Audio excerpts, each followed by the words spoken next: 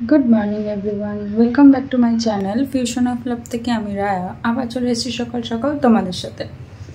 এখন বেডটা গোছানোর দায়িত্ব পড়েছে। ঘুম থেকে উঠে ফ্রেশ হয়ে সদ্য আসলাম। আমার বেডের অবস্থা খুব বেশি খারাপ থাকে। আমি একটাই মানুষ ঘুমাই, কিন্তু আমার সাথে থাকে 4টে বালিশ, সাথে আমার যে গায়ে দেওয়ার চাদর আর মশারি, যেটা আমি না চাইতেও আমাকে টানাতে হয়, কিচ্ছু করার নেই এই মশার সেফটি থেকে বাঁচার জন্য। তোমরাও কিন্তু প্লিজ ওটা মেনটেন করো।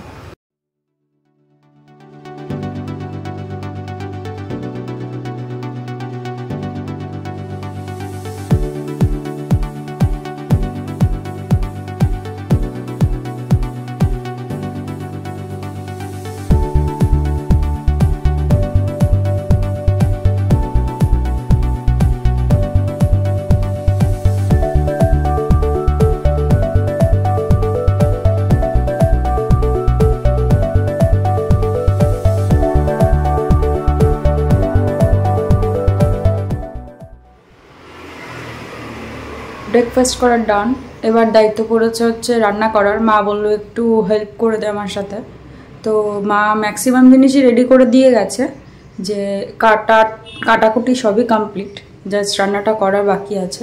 চলো দেখা যাক, তোমাদের সাথে শেয়ার করি কি আজকে মা কেটে গেছে, রেডি করে গেছে। আমি কিছুই জানি না, গেলে জানতে পারবো। চলো,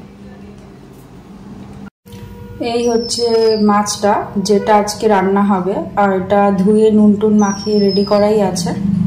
আর এই হচ্ছে লোটে মাছ, যেটাও ধুয়ে টুয়ে একদম রাখা রয়েছে, শুধু রান্না করার অপেক্ষা। আর এদিকে চাল ভেজানো রয়েছে, আমরা চালটা ভিজিয়ে রেখে দিই কিছুক্ষণ। আর এটা কি শাক আমি জানি না, যেটা রান্না হবে। আর হচ্ছে রান্না হবে এটা একটা মানে সব মিলানো তরকারি রান্না হবে। A few moments later. হাতের জলটা এখানে বসিয়ে দেওয়া হলো। এখানে একটু বেশি করে জল গরম করা হচ্ছে, কারণ বাকি রান্নার জলটা একটু গরম করে নেওয়া হবে। এই একটু জল তুলে রাখার পালা, আর তারপরে চালটা দিয়ে দেবো। আমার মা আবার ভাতটা রান্না করে একটু অন্যরকম ভাবে। ভাতটা যখন ফুটে যায় পুরো, তারপর মা গ্যাসটা বন্ধ করে দেয়। তারপরে কিছুক্ষণ ওই গ্যাসের ওপরেই ভাতটা বসানো থাকে, তারপর আবার গ্যাসের কিছুক্ষণ পর আবার নাড়িয়ে আবার কিছুক্ষণের জন্য জ্বালিয়ে তারপরে আবার ফ্যান গালা হয়। জানি না, মাকে জিজ্ঞেস করেছিলাম এটা কি প্রসিডিওর, বললো এতে নাকি গ্যাস অনেক কম পড়ে, অনেক কম খরচ হয়, এটা নাকি বলেছে। আসলে মাদের ট্রিক্স তো, অনেক রকম ট্রিক্স খাটিয়ে তারা সংসার চালায়, এইসব আমাদের মাথায় ঢুকবে না। এখানে আমি মাছগুলো ভাজতে শুরু করেছি। A few moments later. এখানে লোটে মাছটার ম্যারিনেশন হবে। ম্যারিনেশন বলতে পেঁয়াজ কুচি, টমেটো কুচি, আর হচ্ছে হলুদ, লঙ্কা বাটা, আর একটু ম্যাগি মশলা আর নুন, আর দিয়ে দেবো হচ্ছে একটু রসুন কুচি। এই দিয়ে ওটাকে একটু মানে সব মিশিয়ে নেব। আর এখানে একটু তেলও দেওয়া হয়েছে, তেল বলতে সাদা তেল, এখানে কিন্তু সর্ষের তেল একটু ইউজ করা হয়নি।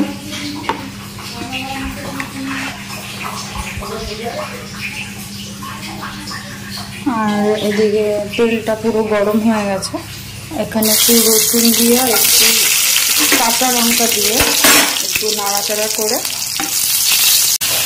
মাছটা এখানে দিয়ে দিলাম। আর মাছটা দিয়ে দেওয়ার পর একটু পেতে পেতে দিতে হবে, যেমন পেতে পেতে দিলে মাছটা এইভাবেই রান্না হয়ে যাবে।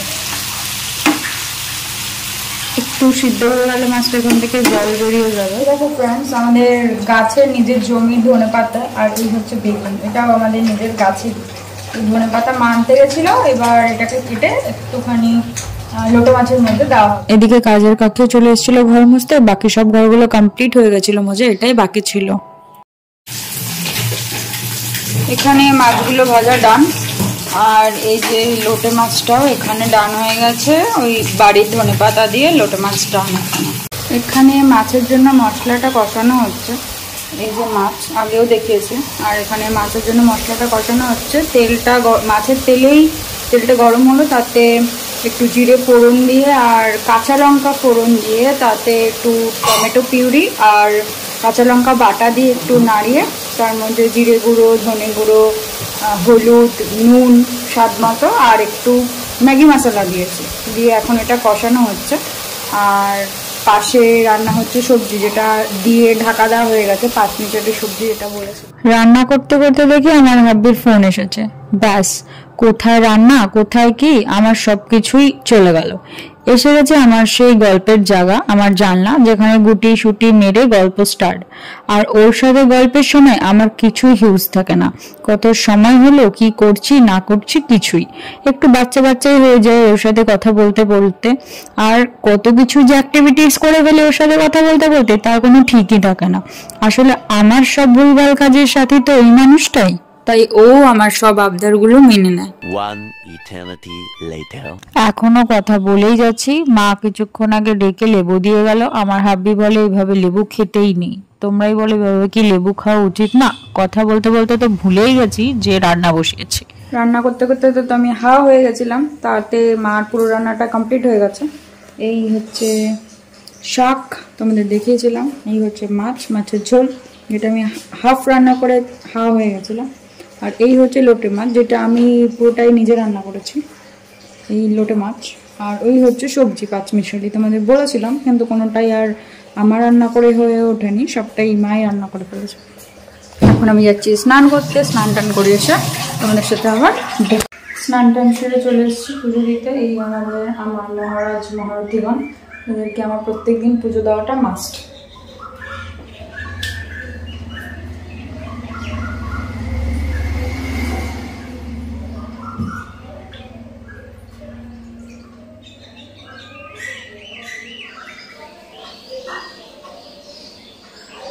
আমি শিবের খুব বড় ভক্ত, তো সেজন্য আমার ঠাম্মা আমার ঘরে ওনাকে প্রতিষ্ঠা করে দিয়ে গেছে। এই আর ওই যে বজরংবলী,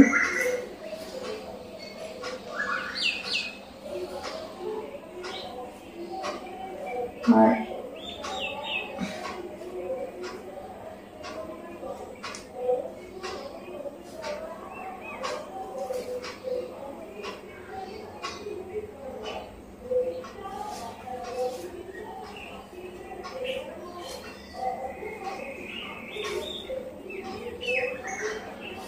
এই জবা ফুলগুলো দেখছো, এগুলো সব কিন্তু আমাদের নিজেদের গাছের ফুল, আর সাথে এই পদ্মগুলো।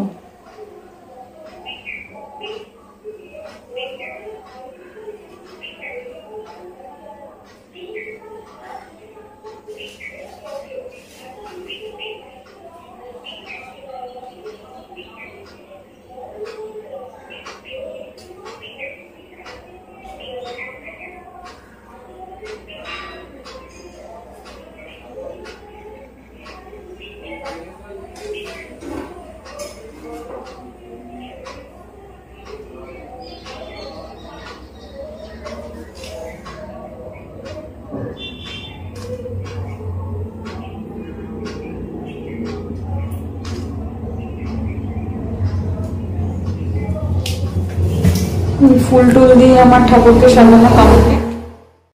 A few moments later. স্নান টান করে রেডি হয়ে আমি চলে এসেছি। এবার আমার নিজের স্ক্রিন ট্রিটমেন্টের পালা। এগুলো আমি এভরিডে করে থাকি, এভরিডে, কোনোদিনও মিস যায় না।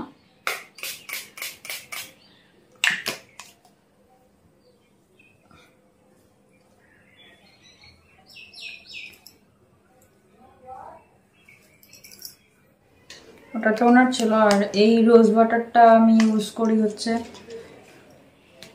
এমন না যে কোনো ব্র্যান্ডিং রোজ ওয়াটারই ইউজ করতে হবে, আমার রোজ ওয়াটার ইউজ করা নিয়ে কথা। পাশে এটা হচ্ছে আমার সবসময়ের সঙ্গী। তারপরে এই লরিয়েলের সিরাম,